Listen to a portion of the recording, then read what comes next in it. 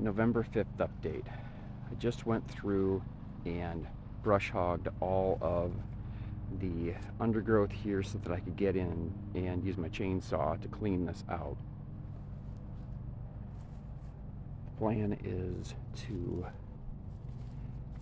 clear all of this area here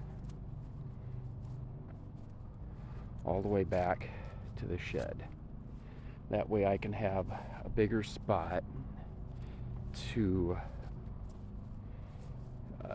put raised beds in if I want, or do something else. I'm not sure what, but I might put a strawberry patch over here, or I don't know.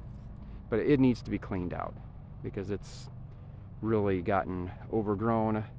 I'd like to get rid of that bush because it's overgrown with grapevines and it's going to choke it out and kill it.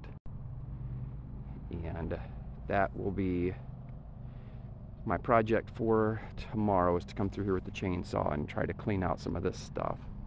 And I also got all of the brush and weeds finally knocked down here in the garden, so that's taken care of. I also did some miscellaneous brush hogging along the perimeter down toward the northwest end, just so I could stop the weeds that were starting to encroach there.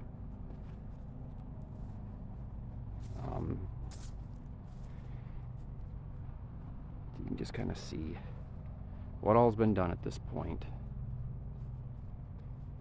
And I did do a bit of brush hogging back here because I'm concerned that the trees that I planted for Jama might get choked out by undergrowth. So I went through there and brush hogged out a bunch of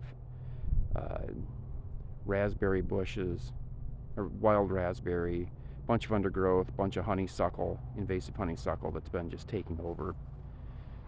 I also need to clean up this pile here of dirt that was left over from when Surf Broadband came through and dug up a bunch of stuff, and I asked them for fill dirt. So this was fill dirt for all of the random holes that I have around the property. This fall I probably should go and flag those so that I can fill them in at some point. The deer are starting to go after the currants down there. It's mostly the leaves, so I am going to have to get an electric fence controller, and I'm probably also going to have to put an electric fence controller on these raspberries. They tend to go through and eat the berries that are, or the canes that don't have spines on them, so that's probably going to have to happen. That'll happen in the spring. Oh, and this, while I was getting ready to brush hog, I found this guy.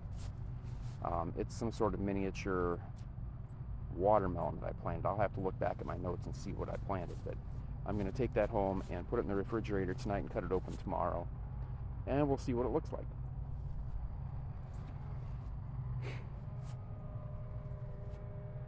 So I got that all cleaned up. I'm still trying to decide if I'm going to burn that or chip it, or even buy a chipper instead. I can rent a chipper from North Star or Southside, but it's going to be about $300 a day. And when I start looking at used chippers on Facebook, that's about what a 3-inch chipper will go for on Facebook used. So I'll have to talk to Jama about the logistics of that, just to see if I want to buy a chipper or rent this one and just get that pile done. I'm really leaning toward buying a chipper just so I have it, because I end up burning 2 piles a year just from random scrub from the house and from over here.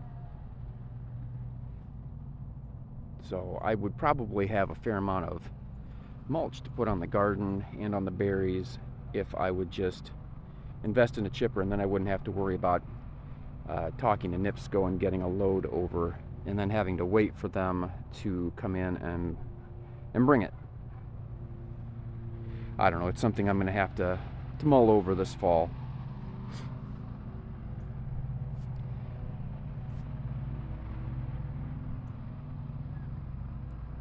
I will be out here tomorrow, and I'll start chainsawing, and I'll take a short video after that's done too.